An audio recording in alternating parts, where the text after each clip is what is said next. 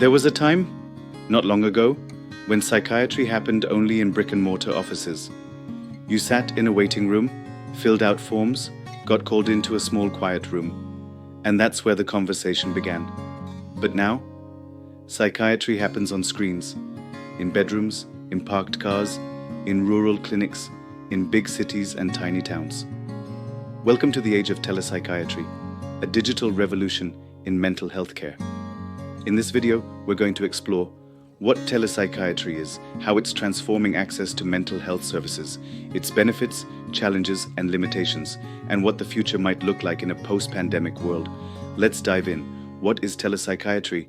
Telepsychiatry is a form of telemedicine that delivers psychiatric assessment, therapy, medication management, and consultation through video conferencing technology.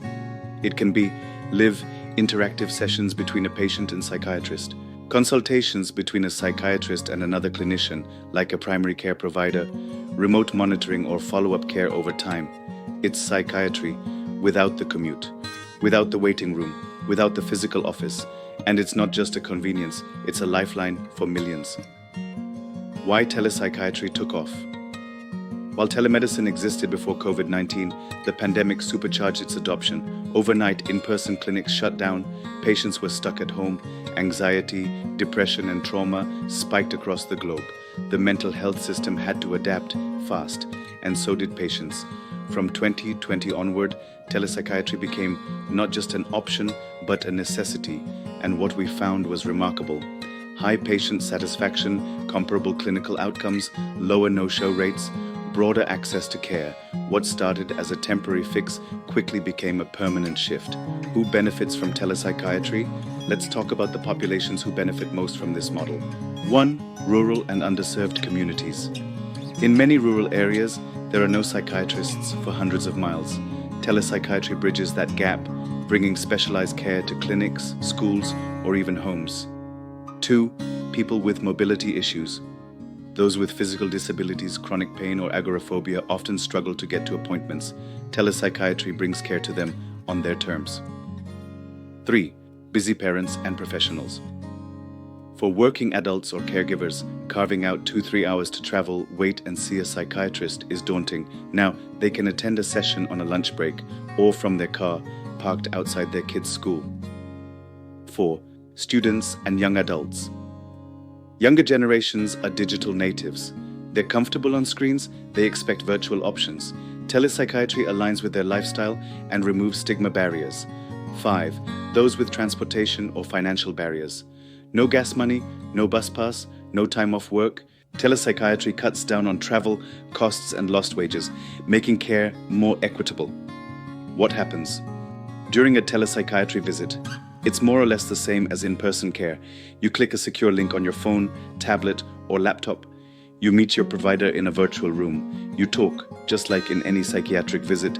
The clinician may prescribe medications, recommend therapy, or provide referrals. The conversation stays the same, only the medium changes. Of course, some adjustments are needed, which we'll get to. The benefits of telepsychiatry. Let's highlight the advantages. 1. Accessibility. Telepsychiatry removes physical and geographic barriers to care. Anyone with a stable internet connection can get help. 2. Flexibility and convenience. Appointments can happen during breaks, at home, between shifts, with children nearby, without disrupting the whole day. 3. Continuity of care.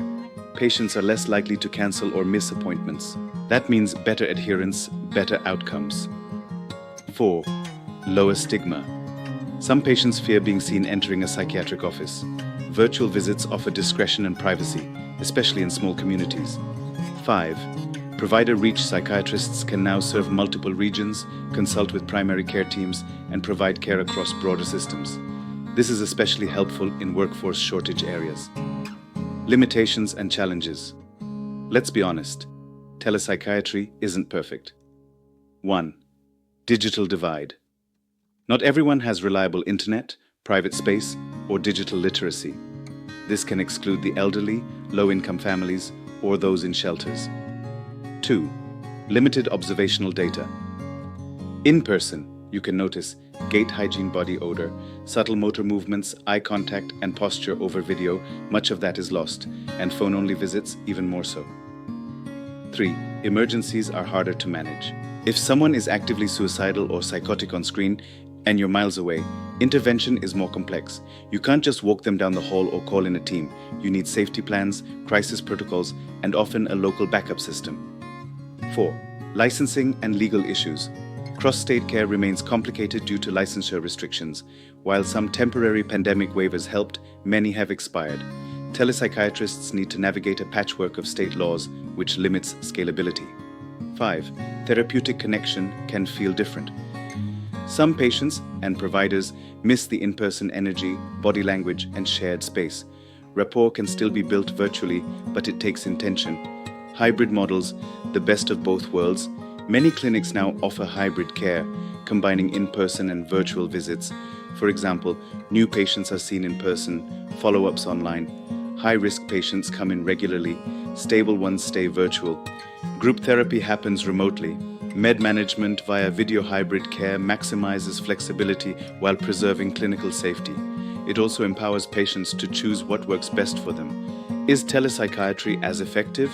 Research says yes, in most cases. Numerous studies show equal outcomes for depression, anxiety, and PTSD, high patient satisfaction, comparable medication adherence, similar therapeutic alliance scores. In fact, some patients prefer virtual care. They open up more in familiar surroundings.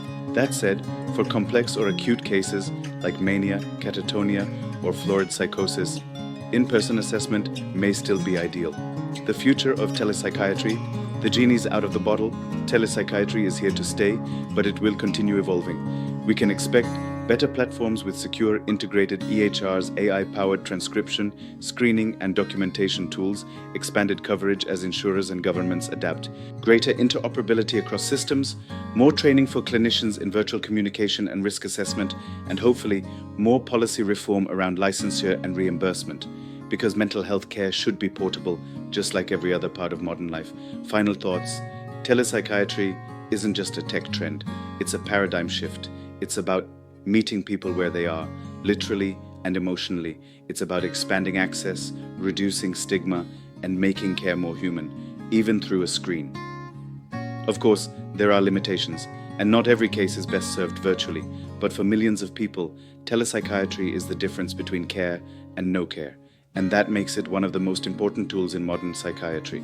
If this video helped you understand the impact of telepsychiatry, leave a like, subscribe for more mental health content, and share it with a clinician, student, or patient navigating virtual care. Drop a comment. What's your experience with telepsychiatry, as a provider or as a patient? Until next time, take care of your mind.